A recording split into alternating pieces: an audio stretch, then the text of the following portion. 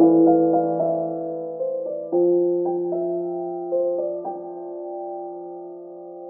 Annie. And I'm Leah. And this is Lactation Business Coaching with Annie and Leah, where we talk about the smart way to create a compassionate and professional private practice. Let's dive in.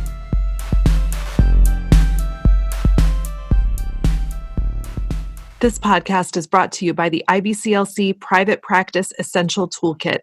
Use code PODCAST for 10% off at paperlessibclc.com/toolkit. Hello again, Leah. Hey, Annie. How are you doing? I'm good. I'm always good. I'm talking to you. Why would I not be good? It's my favorite time of the week that we get to spend some time together and talk and shop. I love this. And today I'm super excited because I am sure every working mom has moments, maybe just every working person in the whole entire world of how do I balance all this? How do I not feel like I'm not in balance with my family and my work and my passions and my hobbies and my self-care? Oh my gosh, the list Are you goes. trying to kill me with this? I know. No stress. Oh man. But I am so excited to talk about this because I feel like when we get to share just what we figured out in our own lives, we can really pick up nuances of like, oh, I might try that in my. So I can't wait to hear more about how we can really structure our time and get that work life family balance thing in action, which may just be the magical unicorn that we all believe is out there, but doesn't really exist. Well, I love unicorns. I've loved unicorns since I was like 9. So let's look for the unicorn. So Yes. Before we do that, what is your marketing moment for this week? Yes. So I think one thing that brings a lot of stress when you're a small business owner is you've got like so many facets of your business that could get you overwhelmed really quickly. And when we're talking about marketing, that might mean, oh my gosh, I have to come up with something constantly new in my marketing plan. Always has to be changing and different for it to be effective. But the truth is, doing the same things or resharing a post again, if it was effective the first time, likelihood is you've got a whole new crop of people out there. If it's been a year later, share that post again. If you're low on time and you remember that you got wonderful feedback from the blog post about, newborn sleep, then by all means share that again, because in our field, people don't stick with us for 20 years. We get them probably a couple of months at best. And so you've got a whole new crowd following you.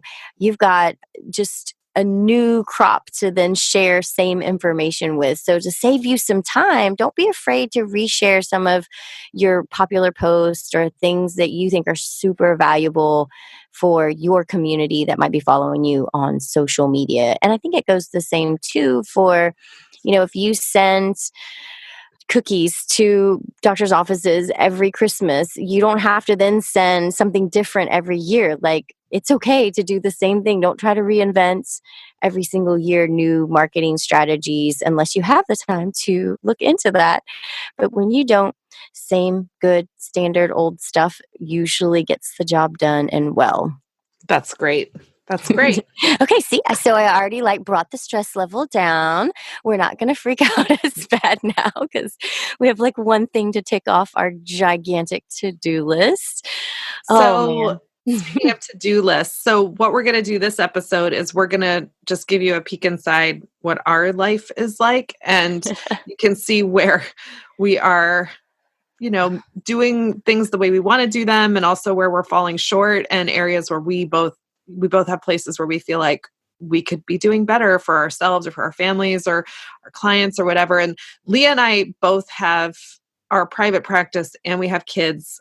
And so that adds a complicating factor, just because of logistics. But I know that those of you who don't have kids, or maybe your kids are older and have moved on, you can always find things that are going to make your life complicated. Well, So we're going to be talking about yeah. how our kids affect things, but I know that your life without kids is busy too. Yeah, because you still have family, you still have self-care that needs to happen for us to be good Got friends. IBCLCs. Yeah, you have friends and you need to keep those friendships because they're so powerful for your life satisfaction. So, yeah, there's lots of, when we talk about kids, you can also say other things in your life that keep you busy. Yeah, exactly. So Yes. And by all means, Annie, I'm gonna throw this out there. Like, if you have any pointers when you're listening to my day, like share them because I am always wanting to grow and learn. And I know that there's never going to be perfection. So that's definitely not what I'm striving for. But I know growth, expansion is always present. So I'm open to well, suggestion. same here. So Yeah. what does your week look like? What do you do all day? What does Oh, Leah do yeah. all day? Just kick back and eat bonbons. No, just kidding. I wish. So, my weeks are pretty busy. I do work in my private practice full time. So, my practice is definitely a full time practice. And it's pretty hectic at times because I have a lot of facets to the practice. So, it's not just home visits or just office visits. So, we contract into a pediatric office. So 2 days a week, I am in a pediatric office from 8 a.m. And usually I try to leave the PD office if they don't have any like squeeze in cases by like 2:33 because I really try to get home to help with homework and dinner and just navigation of 4 children after school, which can sometimes be controlled chaos. Uh-huh. And then the 3 other days during the week, I'm doing a multitude of other things. So either home visits. And when I do home visits, I usually do 3 a day, is kind of my happy place.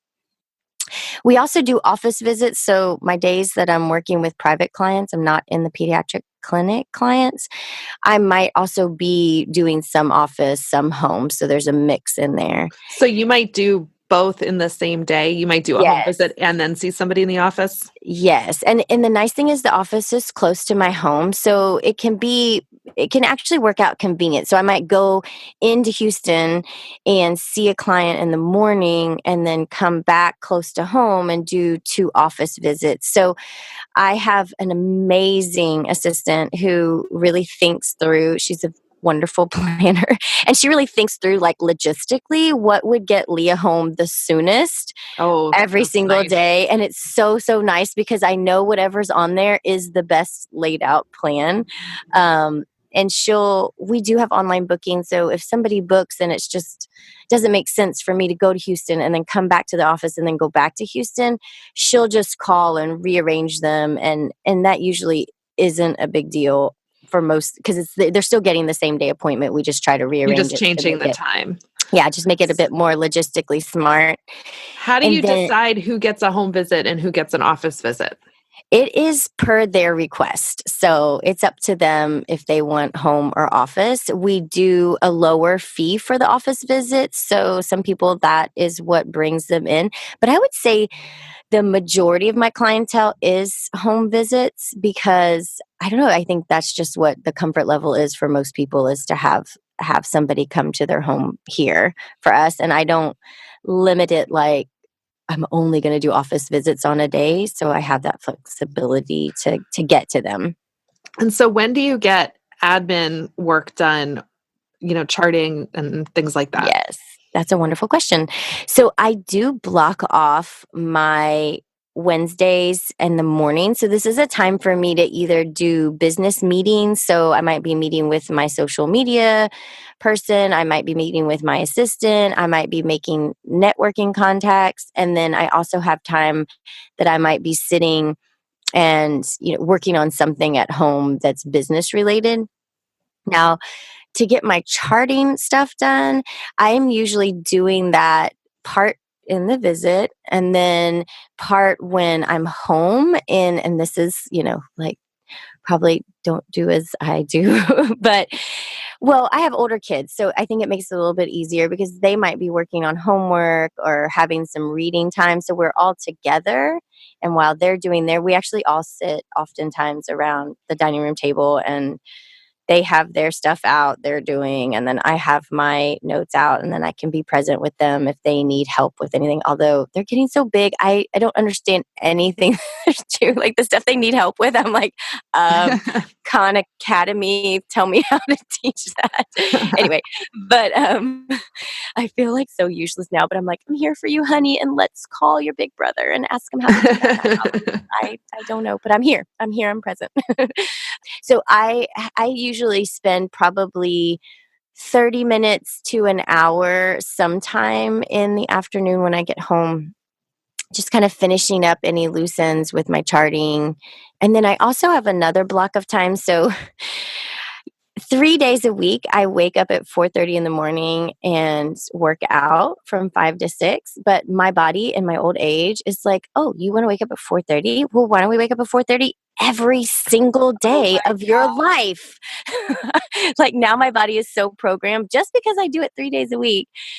Even on the weekends, I don't sleep in. It's so crazy. So on the other days, I also have like kind of office time, quiet time. Everybody else in the house is asleep between 5 and 6. So my coffee, and I might finish up any loose ends, answer emails. So I have some designated time, although the evening ones that I'm doing like email responses or finishing up any charting or reports, that kind of thing. It's really hit or miss. So that's an area where I'd love to be more structured, but then I'm also love that I have the flexibility to kind of put it where it fits in, and still, if my kids have some event going on that night, that I can totally be there. Or if they need more help with homework, okay, I set that aside and then I come back to it when the time is right. Or I have these other kind of designated blocks of time that help me if I did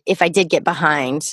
If Monday night didn't work out, then I know I have Tuesday morning to finish up, or Wednesday in my block time to finish up. So that's kind of like in an ideal world. And I'll tell you, it's never perfect. And I'm not working for perfection. I am working How often do you good as I find can. yourself how often do you find yourself doing things for work on the weekend? Or how often do you find yourself saying to your kids or your husband, not now, I have to finish this up? I would say that has definitely gotten tremendously better in the last probably 2 years, I think, because I've just learned what my boundaries need to be for you can refer back to compassion fatigue episode where over time you realize like, oh my gosh, I can't go full throttle forever. So I need to make sure that I'm having good boundaries. So the weekend usually is never for charting or that kind of stuff. Usually on the weekends, if all the kids are hanging out with their friends and I'm just home, then I have kind of some ongoing projects that I might be working on that I am enjoying doing and want to spend the time doing. I really try my best to not pull like client care in over the weekends. So I'm not. I might answer an email if it's something really pressing or something like that for sure. But as far as, finishing up charting and reports, typically not on my weekend time. So kind of gotten that hack down, I guess. But, again, not perfect and certainly do on the weekends at time. And, with the kids being older and they can wait an extra 15 minutes, sometimes I'll be like, hey, give me 15 minutes and I'm going to come in and talk to you about that. If it's, if I'm just trying to wrap something up and I know, okay, you're not 3 and you can wait a minute. Certainly when they were younger, it was a lot harder because I couldn't say, hang on just a minute if they're like, mommy, I need help in the potty. It's not like, honey, you're going to have to wait. Mom has to finish her charting. So it was so much harder back then. So I really just give humongous hugs out to all those IBCLCs out there that are managing smaller children and work because it is really, or any working mom, really, whether you're an IBCLC or not, I think it's just a really, really hard balance to Yeah, do. because we are still in a place where, the as much as we can have supportive partners, if we have partners, and I mean, especially those of you that have kids and doing this on your own, like Wow. just all the love Love, so because much you need love it. and And so I much know your life chocolate is and hard, and with yes. that, there's certain things Oh, that, we're yes. going to talk about, that we talk about, that are possible for Leah and I because, there's another parent in our home, and that is like, Can't even I don't imagine. even want to say I don't know how I could do it without him, because if I had to, I would, and I would figure it Right? out. And so I'm just going to just be grateful because I have something, and Yes. that helps me. But yeah, I mean, we are still, as women, we just end up doing more of the emotional labor, and that really hasn't changed. We can have these, enlightened spouses, but there are things where it's just, we take care of things, and that is what I have to say, what really weighs me down when I think about, what is going on with my life, the places where I want to throw my hands up in the air and cry.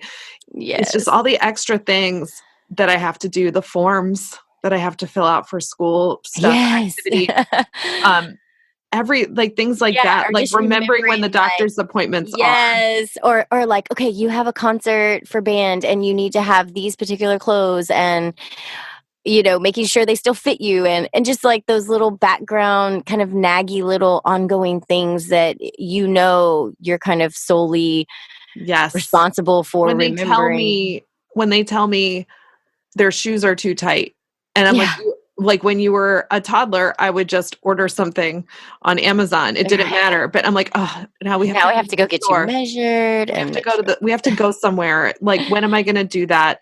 It's just Yeah, it's it's a really lot. hard. Yeah. Yes, and I think having a partner in the home that is supportive of your business, it does take down the level of stress tremendously. I definitely feel like you. I'm very blessed that I have a partner that helps with meal prep, helps with homework, and works from home a lot of the time, so can help with school pickups or after school activities and things. So I feel immensely, but it wasn't always like that. That wasn't until, well, the whole working from home aspect wasn't until this year, and it definitely made such a huge difference. I didn't realize how brain taxing it was to like coordinate for people, like who needs to be picked up, who has an aftercare after school activity. All of that was super intense. So this year has been a little bit different for us, and kind of learning new ways to help each other out more, and being really open with, okay, this is what I need help with. And I think that's something that as moms we tend to think, well, this is our job, and we want to be all in, of course. And so it's hard sometimes to say, hey, this is an area that I'm really struggling with, and I want to see if we could brainstorm how we could help in this area with your partner, or whoever is, supportive person to you with your family. I think that's super valuable conversation to have, even if it's sometimes hard or doesn't seem like the cultural norm. I think it's super Yeah, I valuable. mean, it was hard for us because, when our older daughter was born, I was in a place where I was ending one career and wasn't sure what I was gonna do. So we were kind of just trying, he was making all the money. Like, that's really what was happening. And I was Yeah. home with my daughter, and she was a baby, and I was still trying to figure out what I wanted to do. And that is how I got into lactation work. But that set the tone for me to be the default parent. And that's what I did for Yes. years and years and years, even Yes. and then when, as work, I was able to add that back in, and I got past the IBCLC exam when my younger daughter was 1, is when I Oh, took the exam. And so that's when I really started incorporating more work in that I was doing, where I was actually leaving the house. And I had been doing some writing stuff at home, and I was contributing, but that has been the thing that has shocked us the most, is that as I've grown my private practice to be a job and a career, all those other things that I can't keep on top of anymore, that we're all Yes. like constantly shocked. Like I was holding on to Oh, so much that it just by default. And it's hard to share that. And then I feel like I'm micromanaging because I had the way that I right. did things, which probably wasn't even the best way to do things. It's And just what you know. right. Yeah. And so we definitely have had conflict over that, and things have fallen through the cracks. And then I blame myself because Yeah. I was supposed to take Mom care of guilt. it.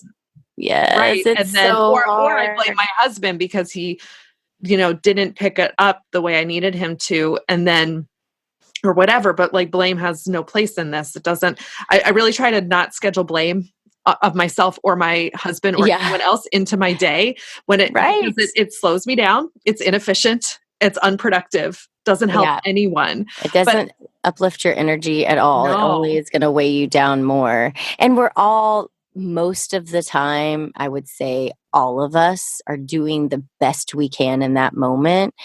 And it's never, ever going to be yeah, perfect. yeah, And acceptance of that is brutally painful. yes, totally.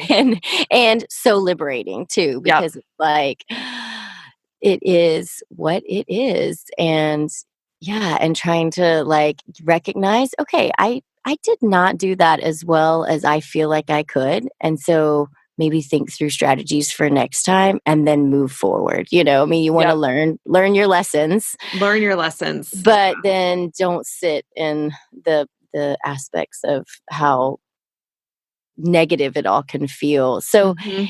I told you a little bit about my crazy weeks, but tell us kind of how you structure yours, because you have almost a completely different kind of world. Like how you do things is so different because you Yeah, have different setup with your family and everything. So tell me about that.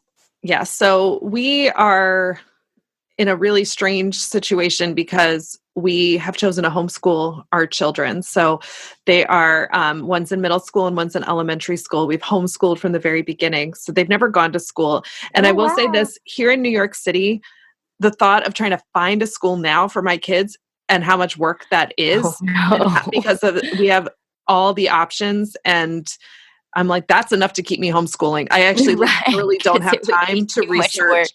It's so much work. Oh wow. So they've always been home. So, they're part of why the decisions I try to make have to do with I really need to be present with them when I'm with them because I'm their teacher. And as I've gotten more busy with work, my husband has stepped in to do more of the school stuff. So there are things that now Oh, he that's does with him that awesome. he didn't do before. But my other complicating factor is that my husband works in film and television production. So he has a random schedule Oh where he can wow. either be home working in his office trying to do his business, but also he's available to come out, and he likes to do things like he'll take them out to the park for an hour when he's home, or he'll make lunch, or do a lot of that stuff when he's on his work from home days. But when he's working, he could be leaving at 5 o'clock in the morning and not be home till 10 p.m. And there's nothing that he can do about that. So Wow, I that have is super challenging.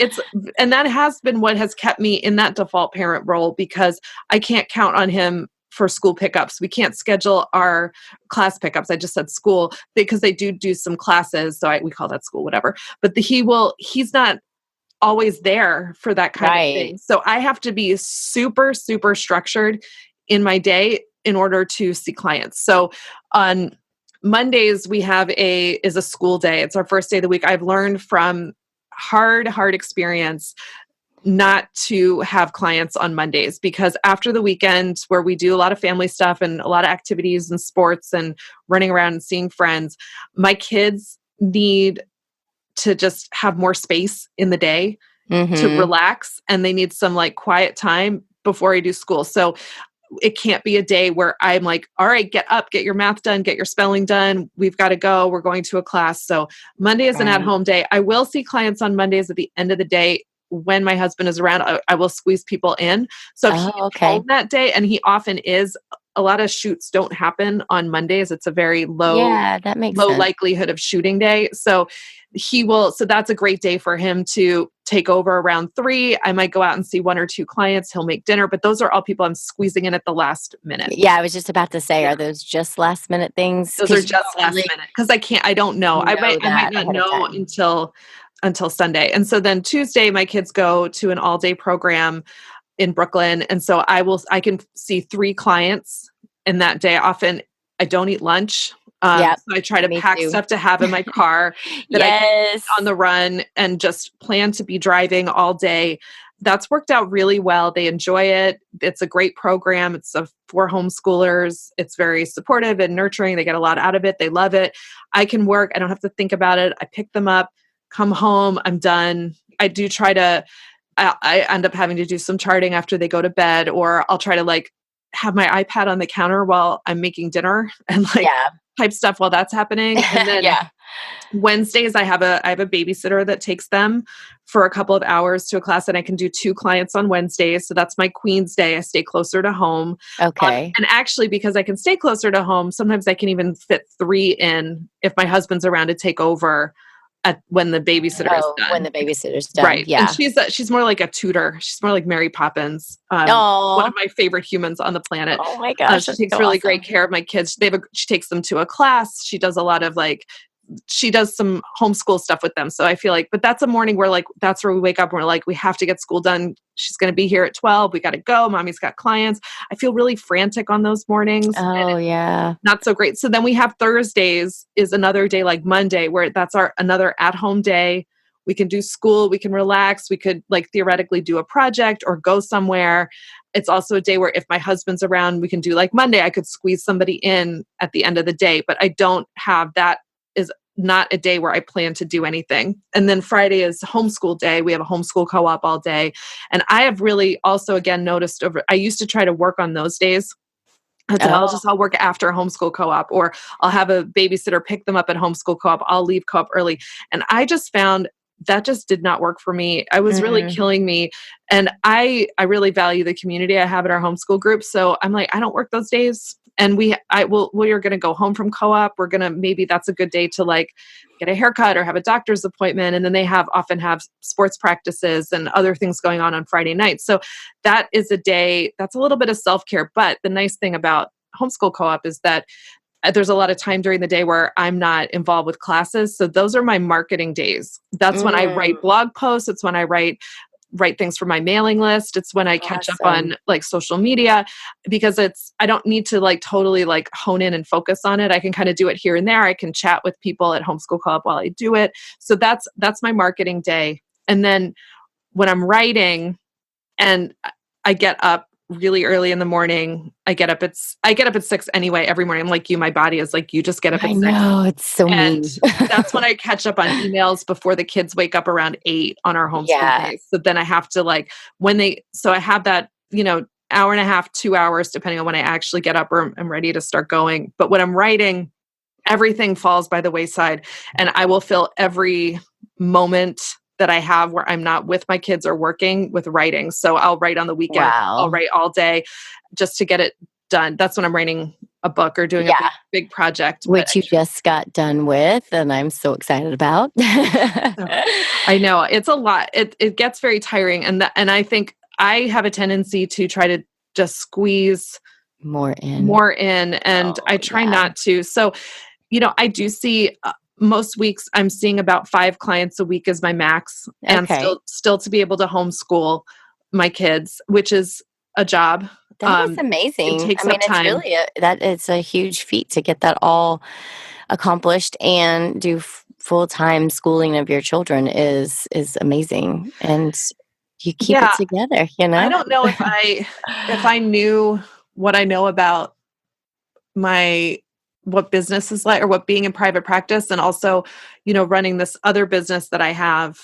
I don't know if the person I am now would have been so cavalier about choosing homeschooling. I was just like, I just want to homeschool. I want to have my kids. I want to be the one that teaches them to read and be with them. And I have loved it.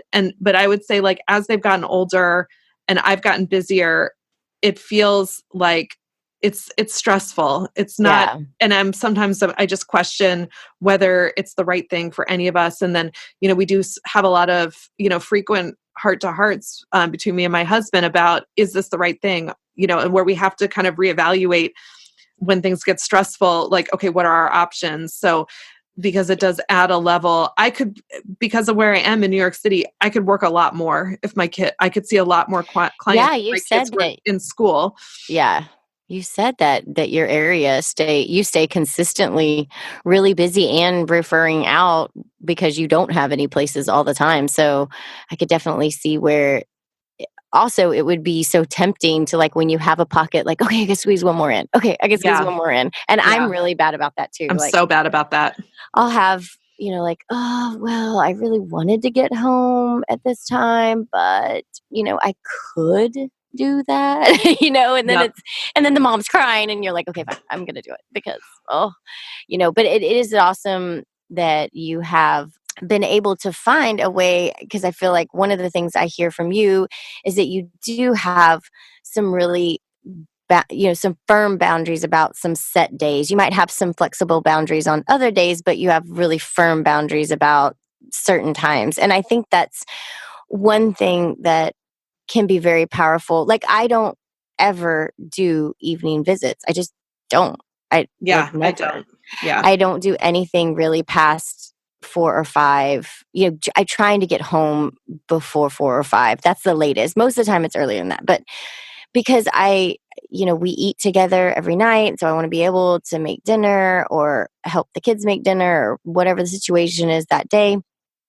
And I feel like for my brain, I love, somebody put it like this, they called it white space, just like Mhm. undesignated time that, yeah, I might throw in charting, or I might throw in reading a book with my kids, or I might jump in the car and let's all go do whatever.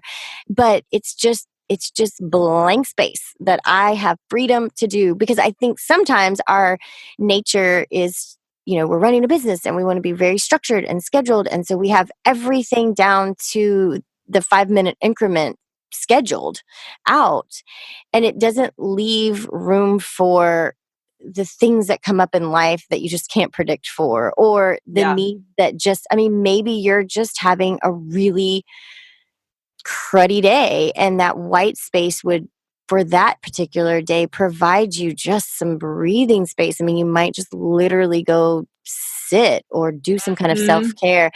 So I have tried to have that kind of be how my evenings are, or a bit of white space for me. I mean, I do say, Yeah. I have this set time that I'm going to, try to get my charting done. And that's usually before dinner, so I'm trying. I don't, I like cannot do things at night. It's so weird. I can't If either. I'm like, I will fall asleep.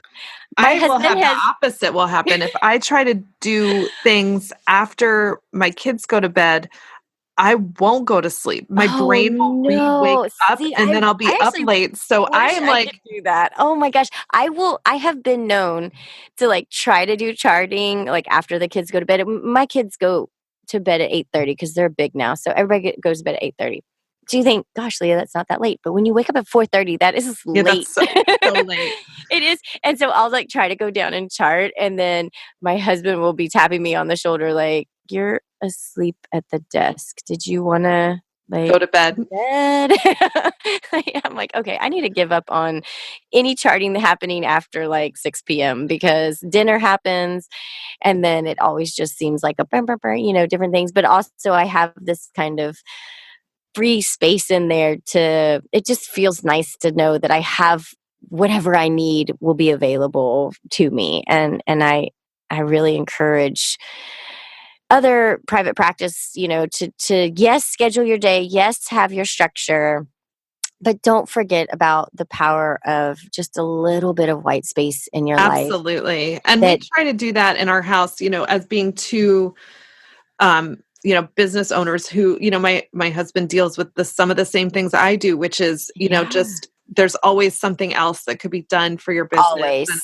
and the margins can feel really thin. And we have tried to, not always successfully, and it's something that we're really working on is that at the end of the day, eating dinner together, we do try to do that when we're all home.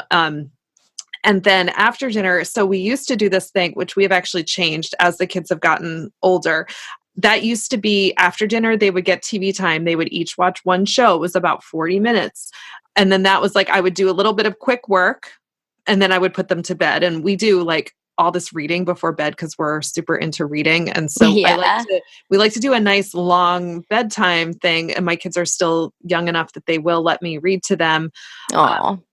But as they've gotten older, and also with the way media has changed so much in the last couple of years, there is no such thing as like you get a show and you get a show. Like they sit down, oh my gosh, they're like watching.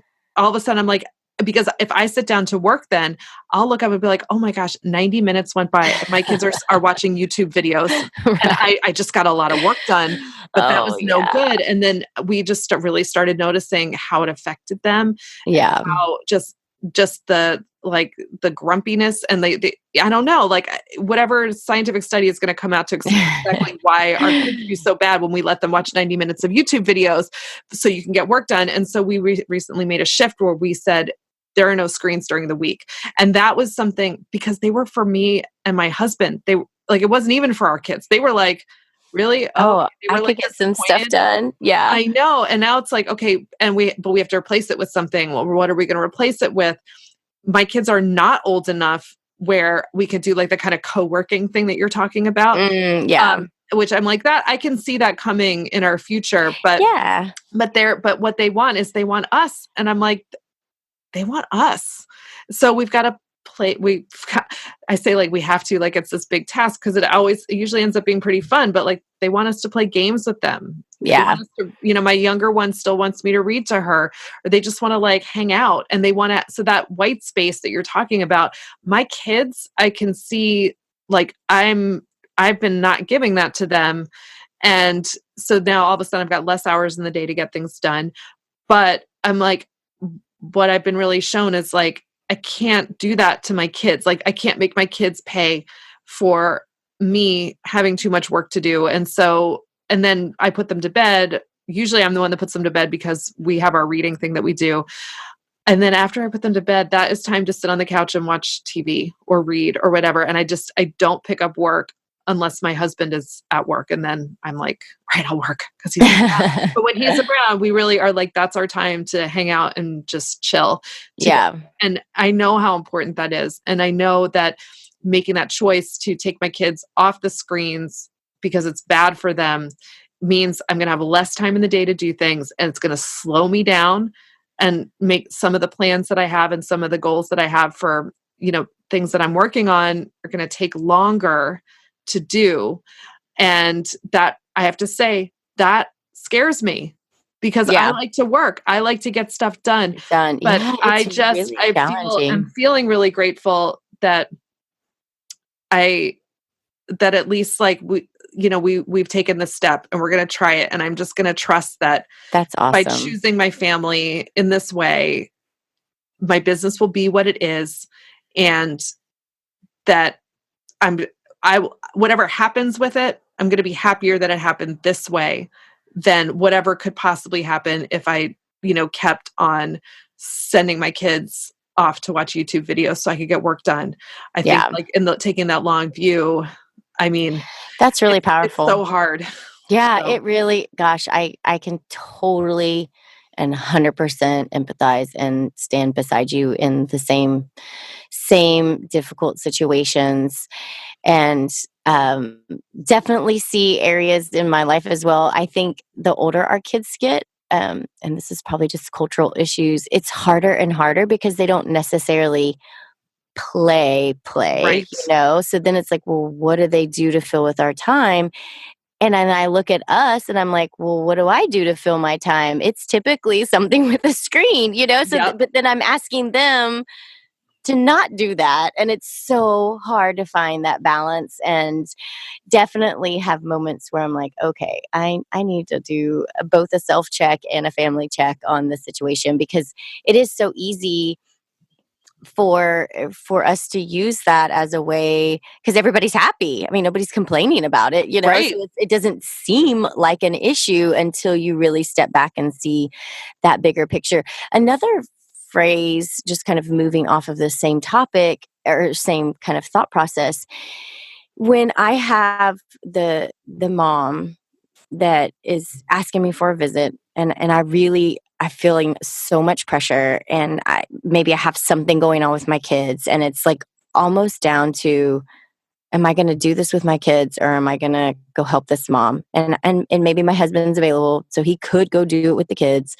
or whatever. He could take my place, but I always think, and again, not perfect, like there will always be another baby for me to see until the end of time, because literally if there are no more babies, it's the end of time.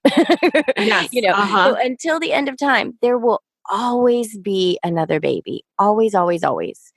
But I will never have my Chris, Luke, Ryan, and Drew on this day, at this Yes. age, Oh my at this moment. They will Uh-huh. never, ever have this moment again. But I will always have another family that I can help, that is waiting for me out there, But this moment is irreplaceable. So it feels like, to me, sometimes that helps me come back to, like, I can say no because of that. Like, it's a powerful to me, like, because sometimes you feel, especially if you've had like a slow time, and then now all of a sudden you're busy, so like must see all the people, and you have people like beating down your door to see you, and it feels like, okay, I'm just going to go all out. And then next thing you know, you're having the mom guilt, and I'm not present, and I'm not doing what I should be. And it just starts piling on. And this has been a phrase that's come to me when I'm feeling like that, torn, like, should I go see this client, or should I take my son to Boy Scouts? Like, I don't know, Uh-huh. just so hard. And then I'm like, nope, like, I can choose my family, and that's okay. That is Okay. okay. And And you know it what? doesn't make you a bad person. And you can choose yourself too. And Too. Yes, yes. You it can doesn't say, even I have to be your family. You can just like yes, literally be selfish and choose yourself. And you yes. can And say, I I'm need, not going to see you because I don't want to see you. yeah, I I just need don't to want to have, do a consult right now. And you don't yeah, have to have a reason for that. You don't have to have any reason at all. yeah. And I will also say, just another little thought to think of. So I started out as an adult, careers in sales, and I had a really great sales, like, mentor when I was just starting out in medical sales, and he would tell me, he'd be, check in with me, like, how are you feeling, how are things going for you, da da da. And if I had any, like, I'm just feeling like super overwhelmed or weighed down, he's like, don't go client calls today. You need to stay in, do paperwork. He's like, because you're not going to give your best. You're not going to make the sale if you are feeling like that. Like, that's not going to get your job done as the best of your ability. And I think that's the same thing. If we're feeling tons of mom guilt, and we're overwhelmed, and we haven't taken care of ourselves, but then we push to do that one more visit, is that family really getting Yeah. the best care that they could possibly get?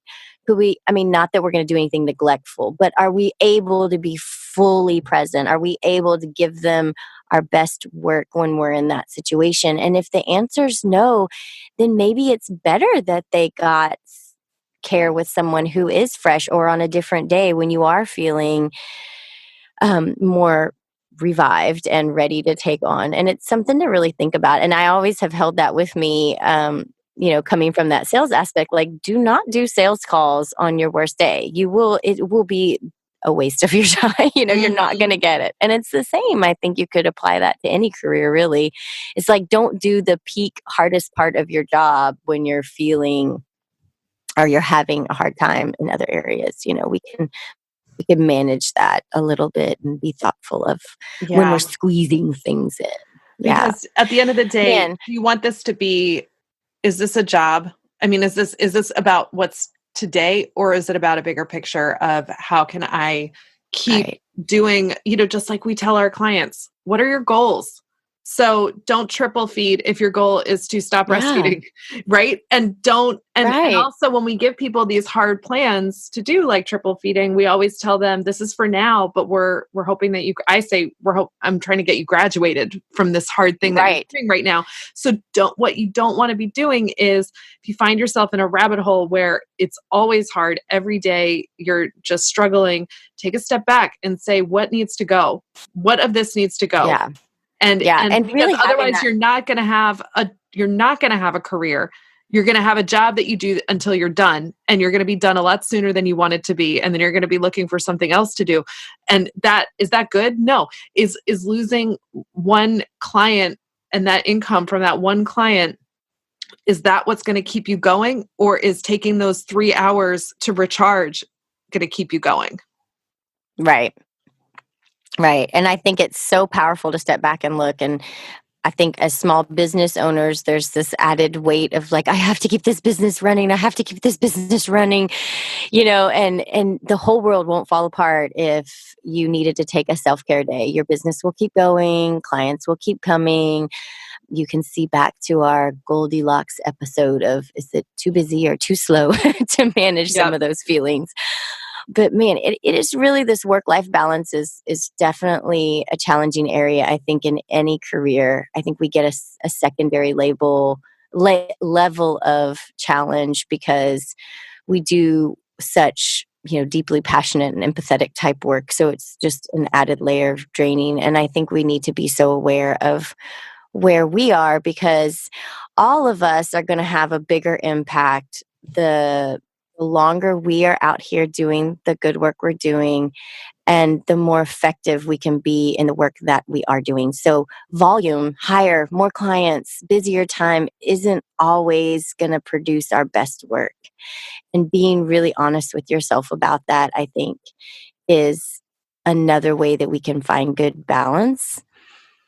So Annie, as we wrap up this powerful talk, these lessons that we're all kind of walking through together, I know you have a lesson, a tech tip for us today that can always help our lives be more balanced and more efficient. Yeah, I do. And I really like to have things automated. So that's something Yes. that I am always looking for ways that I can get my systems to do things when I don't have to do them. So I use Acuity to do my online scheduling, and Acuity has a feature where you can have them send an email immediately after a visit or within a day.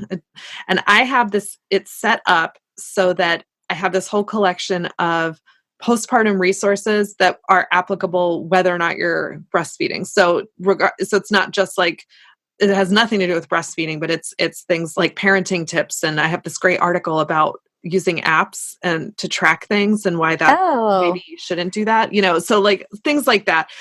I'd like the infant development resources, and I've got the post-birth warning signs written out in that email, and I've got links to resources for postpartum depression and anxiety, just in there, and local resources. And so I have Oh, wow. Acuity send that out to all of my clients after I see them once. So after the first visit, 24 hours later, they get that email. And so the nice And what is this email titled? I'm curious. Like, it's how do just you like present it to them? it says, "Great to meet you yesterday."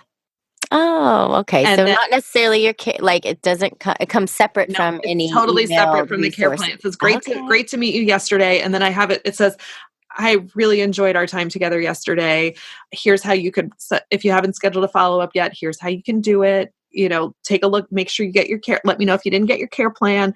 And it all sounds like I wrote it just to you, but I didn't. I wrote it. Oh, It that's says that, awesome. but I make it very friendly and conversational. And then you can do with Acuity, you can move have different follow-ups for, different types of visits. So, Yes. so then if you see me a second time, it'll say something different. But that I feel like it covers some bases that I'm like, I just like always need all my clients to know these things. And then I Yeah, just like, I set that's it up. Now they awesome. know it. I literally don't have to think about it at all. I So love frees up that mental tip. space. Yes. And, we use Acuity as well. And I do send out a follow-up email as well at the 24-hour period. And but I don't have all these resources in there. And I'm thinking, wow, that would be so awesome to maybe have some of the local support groups listed. We have a lot of local postpartum support groups that aren't related to feeding, but like to prevent, postpartum depression and anxiety and those kind of things. And I think that is just such an amazing gift that you're giving to your clients. They didn't even know they're going to get like another layer of awesome Annie after that. So, wow, what an amazing tip that is. And I'm definitely, as always, Annie, learned something else and going to be using that.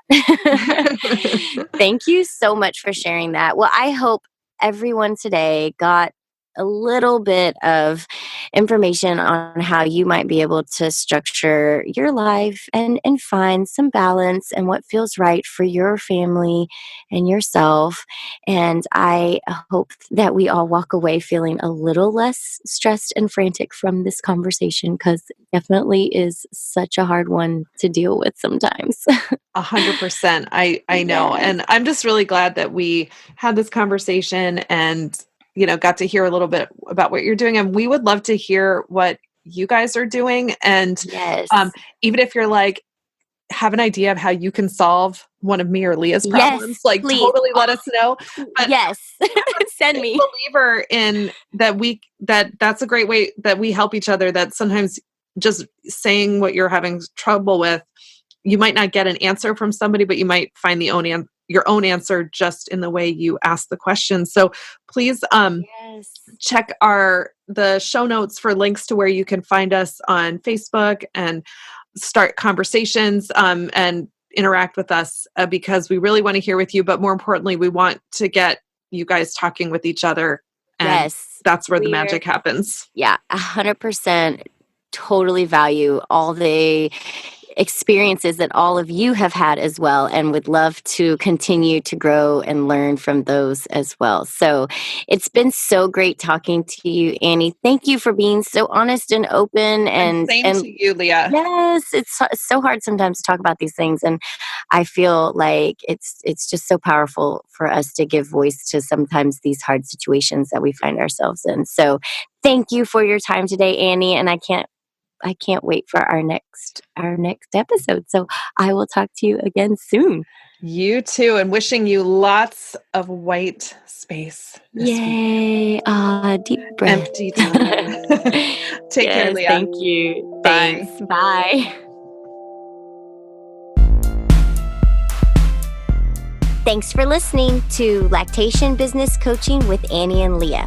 If you like this podcast, please leave us a rating or review on iTunes, Stitcher, Spotify, wherever you're listening right now. And don't forget to hit that subscribe button so you never miss an episode.